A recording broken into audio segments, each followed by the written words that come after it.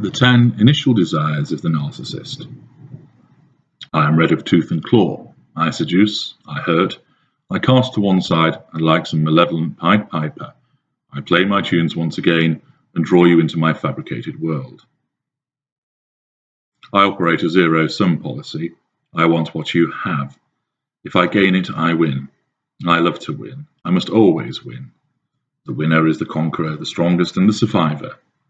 This is what I have been taught. That is the reality of my existence. Yet, when you have been selected as our targets and the seduction has commenced, we have certain desires that we want to be true. There are initial desires that exist, so that we do not have to go down the road so often travelled. We may have ensnared you, but might we want to remain protector rather than persecutor?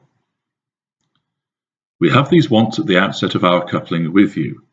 These are well-intentioned and considerable in nature. We are imbued with hope, optimism, and confidence every time a new prospect has been embraced by us. We want these things so that the teeth are never bared and the claws remained lowered. Number 1. You are the one. I chose you because you are so special. I truly believe that you are the one, this time, to change everything that has happened before. You are the one that will save me.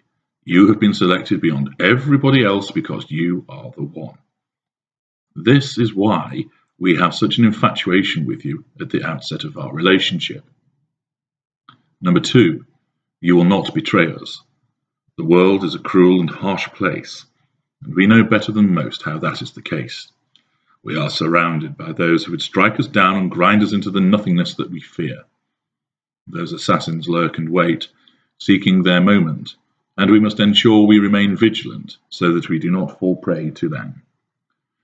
Traitors and betrayers mill about us, but we are wise to them. We know their game, and we have them in our eye. We do not want you to be one of them.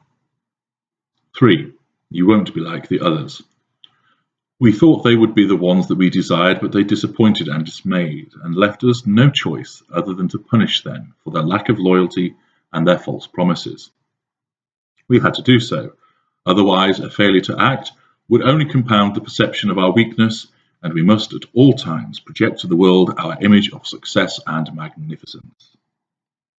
We hope you will not be like them, so we need not maintain such a facade, and we hope you will prove your worth so that you will not be like the others and let us down.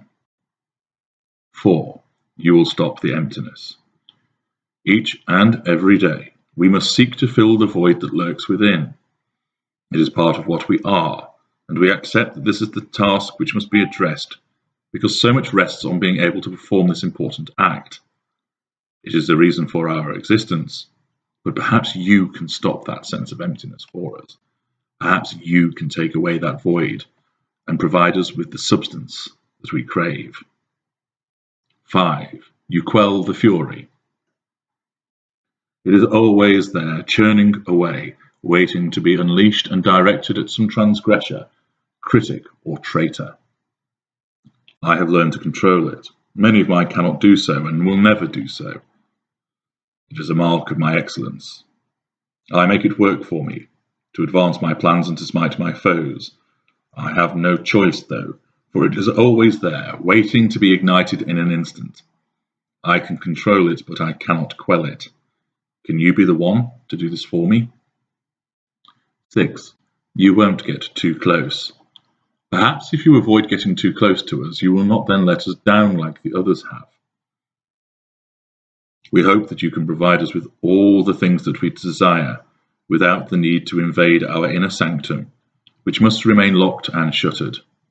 Do not attempt to enter there, for the consequences are too dreadful for us both.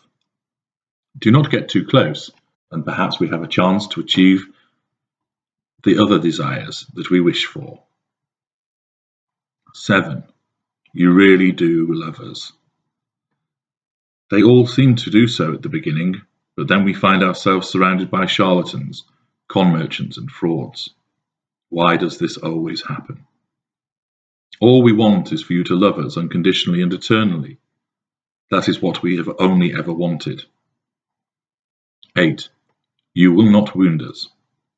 No matter how grand and imperial we are, no matter how magnificent our achievements, and how wonderful our deportment that signals to the world that we are truly brilliant, a leader in our field, a colossus, we could be wounded with such despicable ease by those who send criticism our way. It hurts, it burns, and it wounds, and we must defend ourselves against such unwarranted and disgusting behaviour. Perhaps you will be the one who will not wound us in this way. 9. You will not leave. Don't leave us. The others have always done so. We do not understand why that is after everything that we have done, all the things we endeavoured to do to please them. And then this is what happens. The others leave us twice. They come with such promise and deliver for a time, but then they do so no longer, and through such an omission they leave us. We want that person to return, but struggle to contain the fury which is unleashed from this horrible criticism of us. And then you sever all possibility of return when you walk away from us. Do you know who you are when you do that? 10. You won't make us leave you. Please do not do the things which force us away from you. The others all headed down that path. It causes us to consider that we are cursed, forever burdened by the fate that we will have no choice other than to leave you in order to secure our survival. Perhaps you can be the one who prevents that feeling from happening. Each and every time these 10 desires loom large when we commence our engagement with you. Some show such promise, and for such a time, and then one by one, these desires are crushed, shattered and obliterated. When that happens, we know only one way to respond to the destruction of our desires, because we are red of tooth and red of claw.